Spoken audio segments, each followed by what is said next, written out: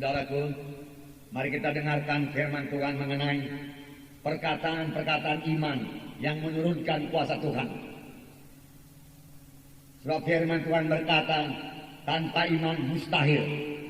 Setiap anak-anak Tuhan harus punya iman kalau dia mau menerima jawaban atas doanya. Dan pujilah Tuhan, semua kita boleh memiliki iman. Kalau Tuhan menuntut supaya kita punya iman, kalau Tuhan minta supaya kita harus punya iman supaya doa kita, supaya kita bisa mengalami mujizat Tuhan, kita harus punya iman. Dan tidak semua anak Tuhan boleh punya iman, maka Tuhan itu tidak adil. Tetapi yang benar ialah Tuhan memang meminta semua anak-anaknya memiliki iman untuk menerima jawaban doanya, untuk menerima kuasa Tuhan. Dan Tuhan telah memberikan iman bagi semua anak-anaknya.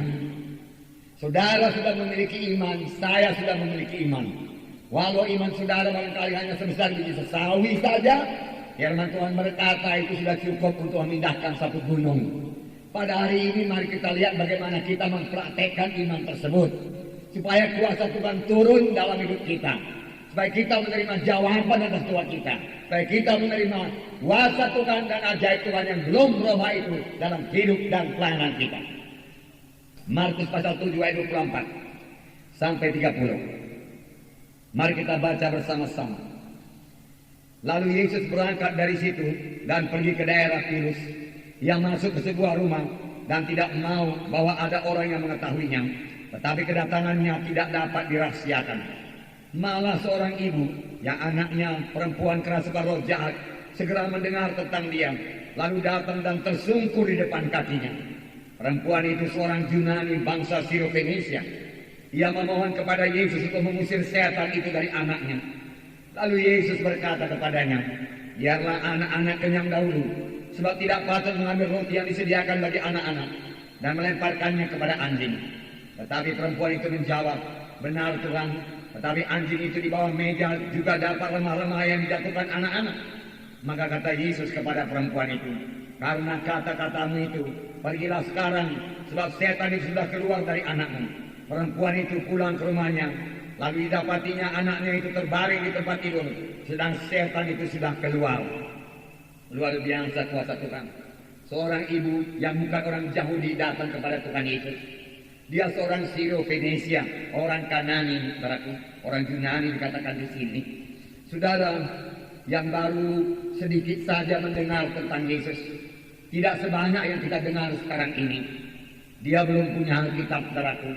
Dia hanya mendengar dari mulut ke mulut bahwasanya Tuhan itu sanggup menyembuhkan penyakit, sanggup mengusir setan. Dan dia percaya. Dan dia datang kepada Tuhan Yesus. Tuhan Yesus sebenarnya mau istirahat. Sebab di sini dikatakan dia tidak mau kedatangannya diketahui oleh seorang jiwa pun. Tetapi tidak dapat dirahasiakan, perempuan itu datang kepadanya dan tersungkur di bawah kakinya dan berkata, sembuhkanlah anakku Tuhan. Tetapi Tuhan Yesus berkata, tidak patut dia ambil roti dari anak-anak lalu memberikannya kepada anjing. Bahkan Tuhan Yesus menyebut dia anjing. Tetapi ingat, Tuhan Yesus menyebut bahwasanya kesembuhan itu, kelepasan dari setan itu adalah roti untuk anak-anak. Roti untuk anak-anak adalah satu hal yang wajar saja. Tuhan suka memberikan roti kepada anak-anaknya. Berarti Tuhan suka menyembuhkan anak-anaknya dan melepaskannya daripada segala kuasa kegelapan. Ingat saudaraku, bahwa dengan tiap-tiap penyakit ada hubungannya dengan roh-roh jahat di udara ini, saudaraku.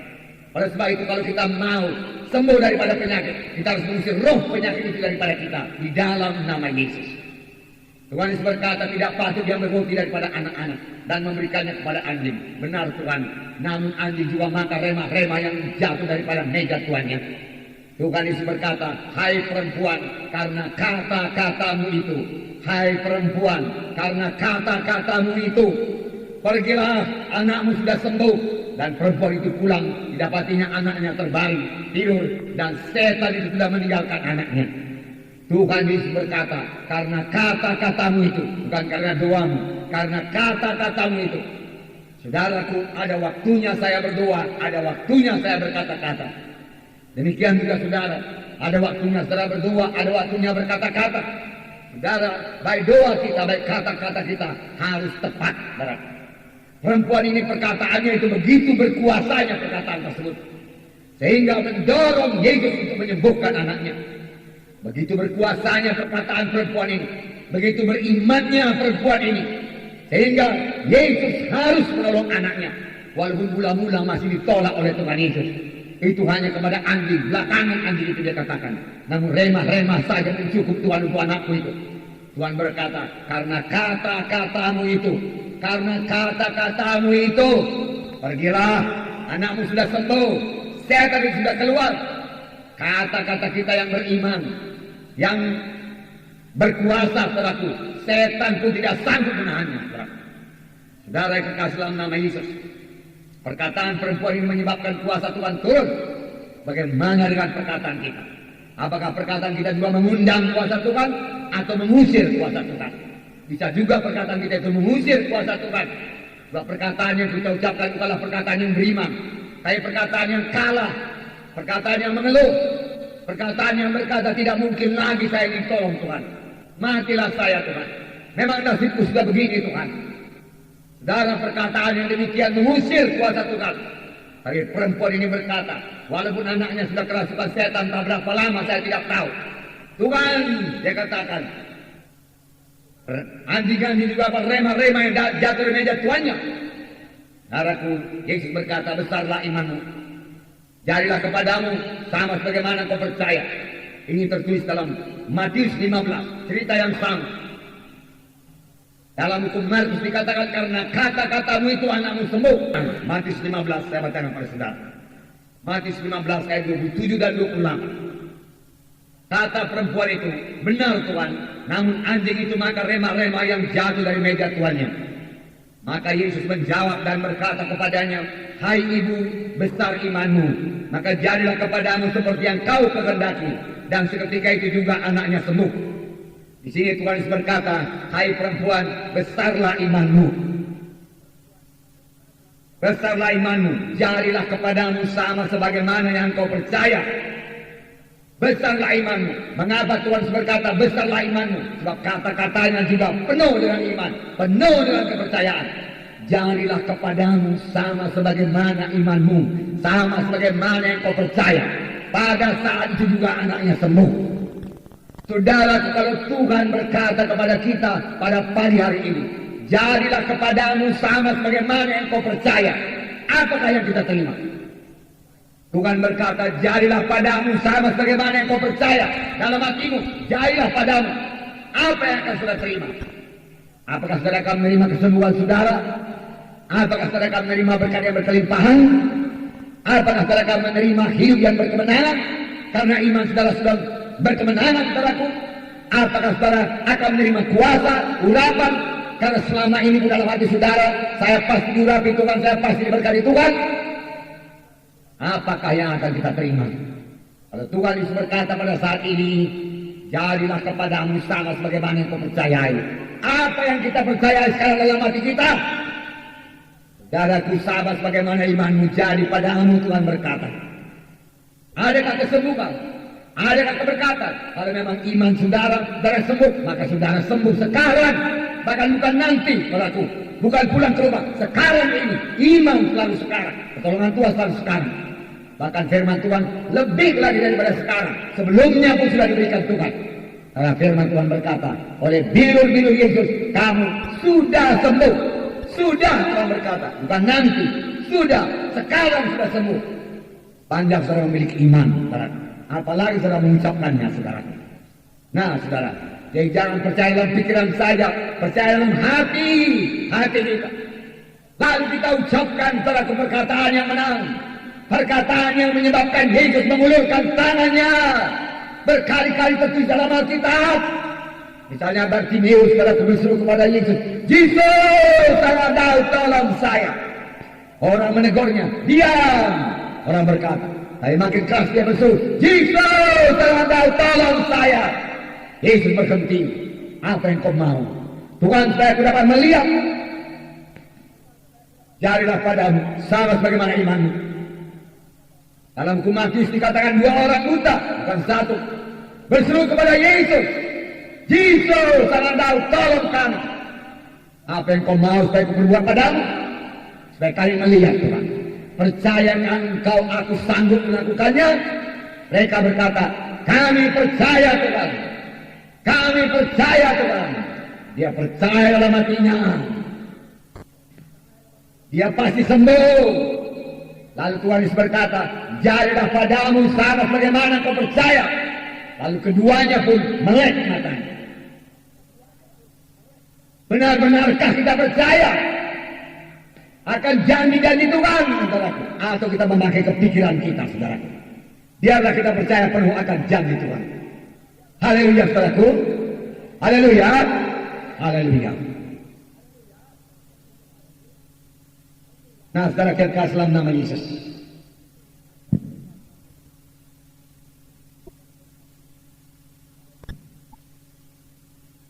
Haleluya. Nah, dalam contoh yang lain, saudaraku, Matius 8 ayat 5 sampai 13. Saya bacakan pada saudara.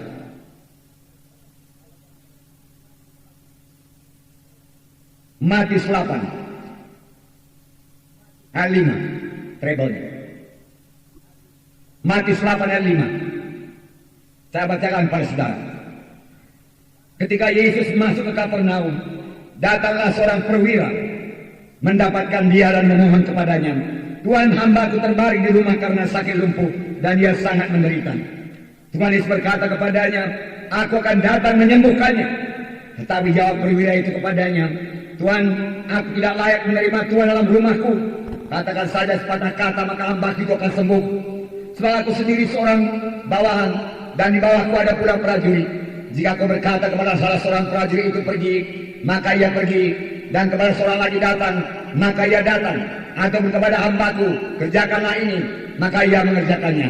Setelah Yesus mendengar hal itu, heranlah ia dan berkata kepada mereka yang mengikutinya, aku berkata kepadamu, sesungguhnya iman sebesar ini tidak pernah aku jumpai pada seorang pun di antara orang Israel.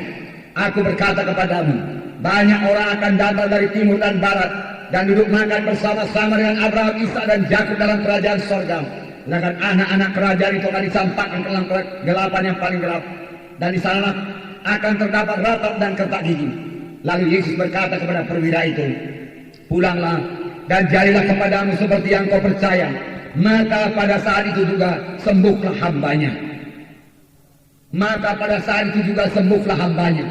Sebab Tuhan Yesus berkata, jadilah kepadamu sama sebagaimana kau percaya. Rupanya penghulu laskar ini dari mulanya dia sudah percaya. Kalau dia jumpa dengan Tuhan Yesus, pastilah hambanya itu akan sembuh. Dia seorang perwira, penghulu laskar orang Romawi. Sebenarnya pada zaman itu tidak patut penghulu laskar datang menghadap orang Yahudi. Tapi karena kasihnya yang begitu besar kepada hambanya, saudaraku, dia rela merendahkan diri supaya hambanya itu sembuh. Saudaraku, mari kita perhatikan. Inilah dia orang kafir, saudaraku, yang memiliki kasih, perhatian. Dia memperhatikan hambanya. Hambanya itu sakit. Biasa, saudaraku, penghulu ini dikatakan centurion. Ada 100 orang tantaranya, satu sakit. Masih ada 99 orang yang sanggup mengerjakan segala perkara. Namun, saudaraku, dia kasihan kepada yang satu itu, saudaraku. Lalu dia minta tolong kepada Tuhan Yesus, supaya Tuhan Yesus menyembuhkannya, saudaraku. Saudara, apakah kita anak-anak Tuhan dapat berbuat demikian, saudaraku? Pada anak-anak Tuhan yang lain, kalau kita menjumpai anak Tuhan yang lain, saudaraku, benarkah dengan rela hati kita mendoakannya? Dengan sungguh-sungguh hati kita berdoa kepada Tuhan? Penghulu laskar yang belum selamat ini, saudaraku, hanya sedikit saja mendengar tentang Yesus, dia datang supaya hambanya itu bisa ditolong oleh Tuhan Yesus. Dan nyatanya dia memiliki iman yang besar. Tuhan Yesus berkata, besarlah imanmu. Mengapa Tuhan Yesus berkata besarlah imanmu? Karena kata-katanya yang benar, kata-katanya yang berkuasa. Tuhan, nggak perlu kau susah-susah datang ke rumahku. Ucapkan sepatah kata saja, satu hambaku akan sembuh. Dia katakan, karena aku ini juga seorang yang berkuasa, tapi kuasaku tidak sebesar kuasamu. Kuasaku jauh lebih kecil, Tuhan. Namun aku punya kuasa kepada bawahanku. Aku menyuruh dia pergi, memanggil dia datang, dan disuruh perbuat itu, dia perbuat. Tuhan, Engkau punya kuasa atas penyakit.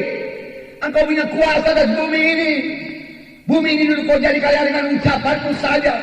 Penyakit selalu kecil kepadamu Tuhan. Engkau punya kuasa atas setan. Oleh sebab itu Tuhan, enggak usah capek-capek. Ucapkan sepatah kata saja, maka hambaku ini pasti sembuh. Yesus heran. Dan berkata, iman sebesar ini belum pernah aku jumpai di antara orang Israel sekalipun. Lalu dia berkata, pulanglah engkau, jadilah kepadamu sama sebagaimana yang kau percayai. Jadilah padamu sama sebagaimana yang kau percayai. Haleluya. Nah, biarlah kita percaya penuh kepada janji Tuhan ini. Apakah yang kita lihat pada waktu kita mendengarkan firman Tuhan? Dalam kesaksian saudara, dituliskan mengenai seorang perempuan saudaraku yang sakit kanker. Kemudian dia mendengar saudaraku berita tentang Yesus yang menyembuhkan saudaraku orang kusta. Lalu dia bayangkan Tuhan Yesus menyembuhkan kankernya. Dia lihat Tuhan Yesus menyembuhkan kankernya. Lalu dia menangis, dia bersukacita. Dan pada hari Minggu dia datang ke kebaktian saudaraku, saudara, dan Tuhan menjamah dia sehingga dia sembuh sama sekali daripada penyakit itu. Dilihatnya, saudaraku, dilihatnya dengan iman. Kalau dahulu engkau menyembuhkan orang kusta, Tuhan, sekarang kau menyembuhkan aku Tuhan, dia katakan. Dia lihat, dia percayai. Sebelum sembuh dia sudah percaya. Sebelum sembuh dia lihat kesembuhannya. Dan dia ucapkan kesembuhannya. Saudaraku, itulah dia perkataan iman yang menang, saudaraku. Yang menurunkan kuasa Tuhan, saudara. Dan dua contoh kita melihat. Satu pembuluh laskar, saudaraku. Satu lagi perempuan Sirofenisia itu. Di mana kepada yang satu Tuhan berkata, besarlah imanmu. Pada yang kedua juga Tuhan berkata, besarlah imanmu. Mengapa? Karena mereka mengucapkan perkataan yang benar. Mereka mengucapkan perkataan firman Tuhan. Mereka mengakui firman Tuhan. Mereka mengakui Yesus Maha Kuasa, saudaraku. Saudara, kalau mereka diam saja, saudaraku, mereka tidak akan sembuh. Kalau perempuan Sirofenisia itu diam saja. Ah, tahunya Tuhan, anakku sakit kerasukan setan. Dia mana tahu. Kalau Tuhan kasihan tentu ditolongnya anakku. Dan dia diam saja, saudaraku, maka anaknya tidak akan sembuh. Kalau dia berdoa dengan doa yang salah, ah, Tuhan kasihanilah anakku Tuhan, kerasukan setan dari kecil Tuhan. Memang sudah begitulah nasib kami Tuhan. Tidak bisa diubahkan lagi Tuhan. Dahulu pun Tuhan, saya kerasukan setan juga Tuhan. Nenek, mama saya pun kerasukan setan. Semuanya kami kerasukan setan Tuhan. Maka matilah kami dalam tangan setan. Doanya demikian, Tuhan tidak bisa menjawab. Karena doa itu tidak punya iman. Tidak punya goal. Banyak perkataannya mengusir kuasa Tuhan, saudara. Demikian juga pembuluh laskar itu. Kalau dia mengucapkan perkataan yang lain, misalnya dia berkata, Tuhan Yesus, aku ini seorang pembuluh laskar, tinggi pangkatku Tuhan. Dan lagi aku ini Tuhan suka menolong orang jauh ini Tuhan. Oleh sebab itu sembuhkanlah anakku Tuhan. Kalau dia berkata, sembuhkanlah hambaku Tuhan. Kalau dia berkata demikian, dia tidak akan menerima kesembuhannya. Tapi dia berkata, aku percayakan kuasa-Mu Tuhan. Aku percaya tidak ada yang mustahil bagimu Tuhan. Aku percaya ucapan-Mu menjadikan langit dan bumi. Ucapan-Mu juga menyembuhkan anakku Tuhan. Lalu Tuhan berkata, besarlah imanmu. Pergilah, pergilah. Besar imanmu, pergi. Dan dapatinya hambanya sembuh. Amin, saudara. Ya. Diam saja juga tidak akan menghasilkan kuasa Tuhan, saudara. Jadi kita harus mengucapkan perkataan iman. Saudara harus mengucapkan perkataan iman. Kalau saudara mau menerima kuasa Tuhan di dalam hidup saudara, ucapkan perkataan iman itu, saudara. Tidak ada yang dapat menggantikan perkataan iman. Tidak cukup hanya berkata-kata dalam hati saja, saudara. Tidak, ucapkan iman saudara. Ucapkan iman saudara. Tidak cukup dipikirkan saja. Tidak cukup setuju saja, saudara. Tidak cukup percaya dalam hati saja. Ucapkan. Sedangkan untuk keselamatan jiwa, saudara. Firman Tuhan berkata, kita harus percaya dengan hati dan mengaku dengan mulut. Percaya dengan hati dan mengaku dengan mulut. Yesus itu Tuhan dan kamu akan diselamatkan. Mengaku dengan mulut. Mengaku dengan mulut. Marilah saudaraku, ubah cara hidup kita. Ubah cara bicara kita. Tuhan kita Tuhan yang luar biasa. Jadi saudaraku, tidak ada yang bisa menggantikan perkataan iman. Mulai saudaraku, tinggalkan tradisi yang lama itu saudaraku. Dobrak tradisi yang lama itu saudaraku. Mulai bersorak-sorai dalam doa saudara kepada Tuhan. Dalam pujian penyembahan saudara kepada Tuhan. Saudaraku, mulai berseru-seru kepada Tuhan, apalagi ada kebutuhan saudara. Berserulah kepada Tuhan. Mengapa diam saja? Saudaraku, mengapa dalam hati saja berdoa? Orang-orang tradisi akan berkata, "Allah, engkau salah berdoa kuat-kuat." Tuhan tidak tuli. Jelas Tuhan tidak tuli, saudaraku. Kalau dia tuli kuat-kuat pun tak akan dia dengar, saudaraku. Tidak, saudaraku. Memang Tuhan tidak tuli, saudaraku. Ya. Tetapi Tuhan melihat iman kita, kerinduan kita, saudaraku. Kesungguhan hati kita dalam minta kepada Tuhan.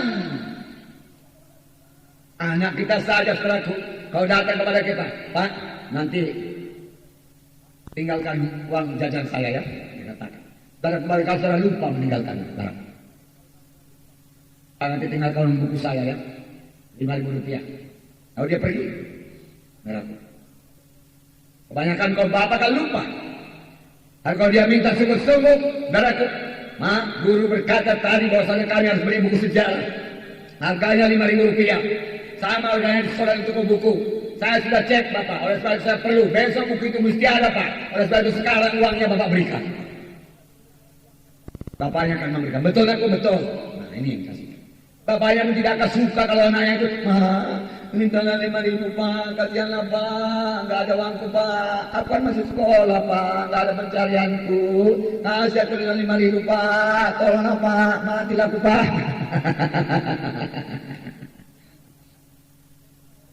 Nah, siapa orang tua yang suka anaknya begitu, saudara?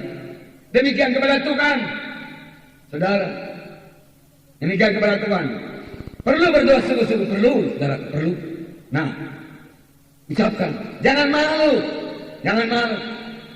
Dalam berkata nanti saya ucapkan tidak jadi, kalau memang demikian tidak jadi, saudara. Saudara sendiri sudah bimbang dari mulai. Saudara, perkataan ini keluar, saudaraku. Karena kita percaya, karena kita bersukacita, jadi Tuhan bagiku, haleluya, demikian. Karena bilur Yesus aku sudah sembuh, karena aku sudah sembuh dalam nama Yesus. Nah, ucapkan perkataan iman, nggak bisa diganti dengan apapun juga, nggak bisa diganti dengan doa, nggak bisa diganti dengan pujian, nggak bisa diganti dengan penyembahan. Perkataan iman terlaku lain daripada penyembahan. Perkataan iman lain daripada doa. Perkataan iman lain daripada membacaan kita. Semua itu perlu. Bacaan kita perlu, doa perlu, menyembah perlu. Tapi perkataan iman juga perlu. Mengapa saya tekankan ini? Karena banyak anak-anak Tuhan masih sangat miskin dalam perkataan iman. Apa kabar? Biasa, Pak Menteri. Mengapa biasa? Dalam Tuhan tidak ada biasa. Luar biasa selalu berkat Tuhan, luar biasa pertolongan Tuhan, luar biasa kasih Tuhan, luar biasa kemenangan yang diberikan Tuhan. Amin. Haleluya.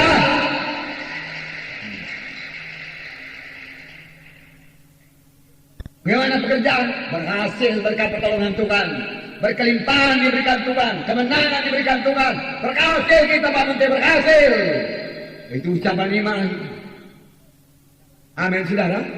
Ya, ucapan iman. Matius 12 ayat 36-37. Saya bacakan bersama. Tetapi aku berkata kepadamu, setiap kata sia-sia yang diucapkan orang harus dipertanggungjawabkannya pada hari penghakiman. Karena menurut ucapanmu engkau akan dibenarkan, dan menurut ucapanmu pula engkau akan dihukum. Hati-hati dengan perkataan sia-sia. Firman Tuhan berkata, dari setiap perkataan yang sia-sia kita harus memberikan pertanggung jawab. Hati-hati dengan gunjing, hati-hati dengan mengata-ngatain orang lain, hati-hati dengan mengata-ngatain gereja, hati-hati dengan mengatai hamba-hamba Tuhan. Tuhan akan tanya, mengapa kau berbuat demikian? Dari hal perkataan yang sia-sia, kamu harus memberi pertanggungan jawab. Nanti Tuhan berkata. Karena dengan perkataanmu engkau akan dibenarkan, dan menurut ucapanmu engkau akan dihukum. Dengan kata lain, dengan perkataanmu yang benar, engkau akan masuk dalam hidup yang kekal. Dengan perkataanmu yang salah, engkau akan dihukum selama-lamanya dalam neraka. Melalui apa? Perkataan. Oleh sebab itu hati-hati dengan perkataan ini. Karena dengan perkataan kau bisa masuk surga, dengan perkataan kau akan masuk neraka. Misalnya saudara berkata, misalnya saya berkata, Masakan Tuhan Yesus 2000 tahun yang lewat mati di kayu salib bisa menebus dosa saya? Apa hubungannya dia mati dengan saya? Nggak ada hubungannya itu. Yang lalu-lah. Saya nggak percaya akan darah Yesus. Saya tidak percaya darah Yesus bisa mengampuni saya. Maka dengan perkataan saya itu, saudaraku, itu adalah gambaran dari kepercayaan saya, iman saya. Maka saya tidak akan selamat, saudaraku, masuk dalam hukuman. Dengan perkataanmu, kamu akan dihukum. Tetapi kalau saya berkata, walau dosa saya merah panas sekalipun menjadi putih seperti salju, karena darah Yesus sudah disurahkan di kayu salib di Golgota, darah sekarang yang suci, sanggup membasuh dosa yang manapun juga. Aku percaya Tuhan, darahmu sudah menyucikan dosaku dan sudah menyelamatkan aku. Puji nama Tuhan. Maka dengan ucapan saya itu, itulah dia kepercayaan saya, iman saya, dan itu membawa saya kepada keselamatan. Dengan ucapanmu kamu dibenarkan, dan dengan ucapanmu kamu dihukum. Hati-hati dengan ucapan saudara. Amin, saudara. Ucapkan perkataan iman, saudara. Haleluya. Nah, kalau perkara yang besar, saudara, keselamatan, perkara yang besar masuk neraka. Masuk neraka itu perkara yang besar, itu kutuk dosa yang luar biasa itu, saudara. Jangan menimpa seorang pun yang berhimpun di sini. Kalau saudara sudah mendengarkan firman Tuhan ini. Kalau saudara belum yakin saudara ke surga, saudaraku, nanti waktu jam perdamaian saudara maju ke depan, saya mau berdoa bagi saudara. Nah, kalau perkara yang begitu besar, selamat, surga atau neraka, ditentukan oleh ucapan, apalagi perkara yang kecil. Perkara dalam kehidupan sehari-hari. Misalnya apa saudara berkata? Misalnya soal penyakit, lebih kecil. Soal pekerjaan dalam dunia ini, perkara yang lebih kecil dari keselamatan.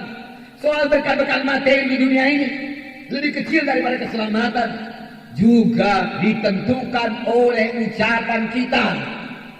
Ucapan saudara bisa membuat saudara makmur, bisa membuat saudara serba kekurangan. Kalau ucapan itu salah, misalnya ucapan saudara ucapan yang kalah dan salah. Nasib saya memang sudah ditentukan jadi orang miskin. Dulu nenek saya miskin, orang tua saya miskin, maka saya pun sekarang miskin juga. Maka Tuhan tidak dapat memberkati saudara kalau saudara tidak punya perkataan iman. Padahal waktu saudara menerima Yesus sebagai Tuhan dan Juru Selamat saudara, itulah saatnya semua kutuk dosa diputuskan dari saudara, dan berkat Abraham diberikan bagi saudara. Amin. Haleluya.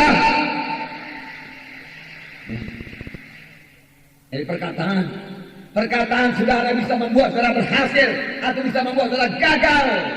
Saudara, kita anak-anak Tuhan. Yang kita ucapkan adalah firman Tuhan yang tidak berubah. Langit bumi boleh berubah, tapi firman Tuhan tidak berubah. Dalam mempercayainya, dalam ucapkan, maka itu jadi kepada saudara. Amin. Kita bukan mengucapkan perkataan sia-sia. Tidak ada firman Tuhan yang sia-sia. Semua firman Tuhan berkuasa, itu pedang roh yang mengalahkan setan, yang mengusirkan setan. Pedang roh itu, saudaraku. Karena Tuhan Yesus mengalahkan setan dengan berkata, ada tersurat. Tiap kali saya ucapkan perkataan iman, saudaraku, maka saya melayangkan pedang roh itu, mengalahkan penyakit, mengalahkan kemiskinan, mengalahkan kegagalan, saudaraku. Dan menjadikan saudara pemenang-pemenang. Haleluya. Nah, saudara yang kasih dalam nama Yesus. Dengan perkataan iman yang benar, saudara akan sembuh. Dengan perkataan yang salah, saudara akan tetap sakit. Dengan perkataan iman yang benar, saudaraku, saudara akan hidup berkelimpahan. Misalnya saudara berkata, haleluya, Tuhan hidupku sekarang berkelimpahan, karena engkau dapat, saya akan hidup dengan berkelimpahan. Engkau telah menjadi miskin pada kemiskinannya, kemiskinanmu akan menjadi kaya. Haleluya, Tuhan saudara berkata. Itu perkataan iman yang benar. Hai, perkataan yang salah membawa tetap dalam penderitaan. Saudara, perang terhadap penyakit, lawan penyakit. Amin, saudara. Jangan biarkan penyakit, saudaraku, lantas angan saja, saudaraku, masuk ke rumah kita, menjamah anak kita, menjamah istri kita, menjamah kita. Larang di dalam nama Yesus, tidak bisa katakan. Ini rumah anak-anak Tuhan. Setan risiko tidak bisa masuk kemari, penyakit tidak masuk kemari dalam nama Yesus. Saudara, demikian juga saudaraku. Saudara, keberkatan, saudaraku. Untuk apa keberkatan, saudara berkata? Karena Tuhan telah menyediakan segala berkat itu bagi saudara. Buat apa saudara tidak terima itu? Jangan disia-siakan Yesus yang menjadi miskin itu. Jangan sia-siakan kemiskinan Yesus.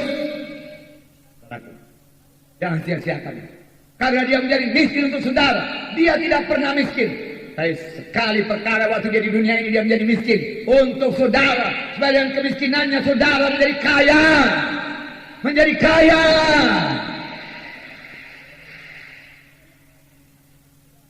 Tanamkan dalam hati saudara. Saya kaya. Begitu dalam hati saudara.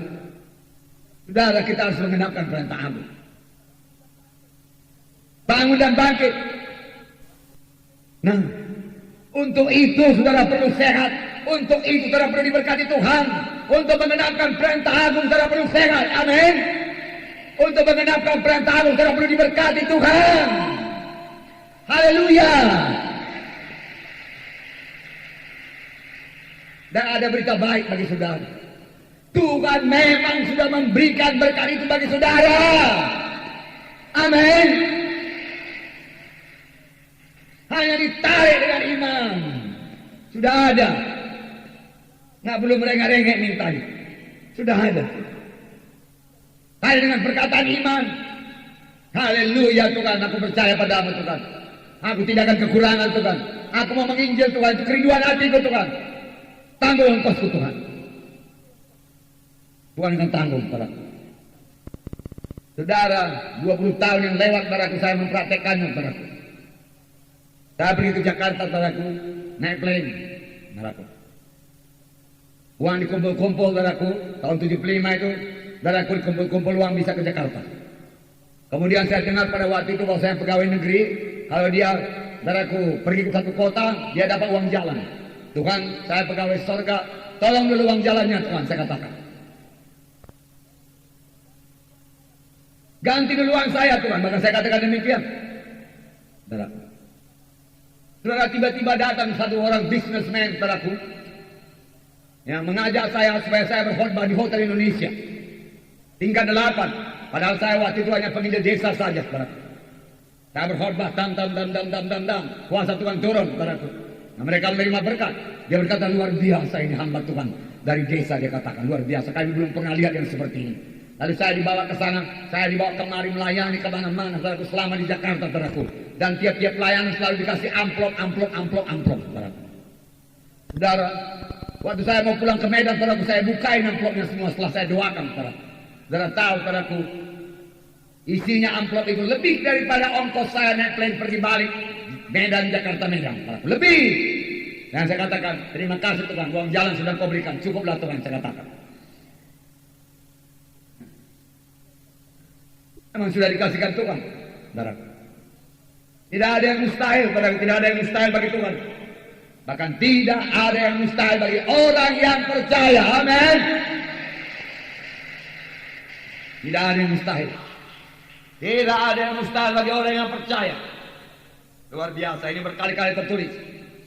Nah, saudara, apa yang kita berbuat? Nah, langkah-langkah iman. Pertama, saudaraku, saudara harus percaya dan harus mengetahui janji Tuhan. Jadi dari mana datangnya iman? Iman datang daripada mendengar firman Tuhan, mengetahui firman Tuhan. Kalau begitu iman mulai daripada pengetahuan. Pengetahuan di mana? Di sini, di pikiran. Lalu dengan anugerah Roh Kudus, pengetahuan ini transfer ke hati. Di mana kita berkata, iya Tuhan, janji Tuhan itu bagiku. Genapkan bagiku Tuhan. Dari sini, dari kepala. Dan firman Tuhan juga berkata, iman datang daripada berita firman Tuhan. Oleh sebab itu, saudara yang belum training, mari ikut training. Saudara yang belum dibaptis, mari ikut dibaptis.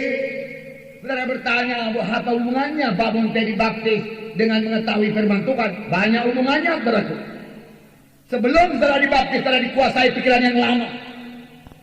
Sebelum saudara dibaptis, keinginan yang lama menguasai saudara.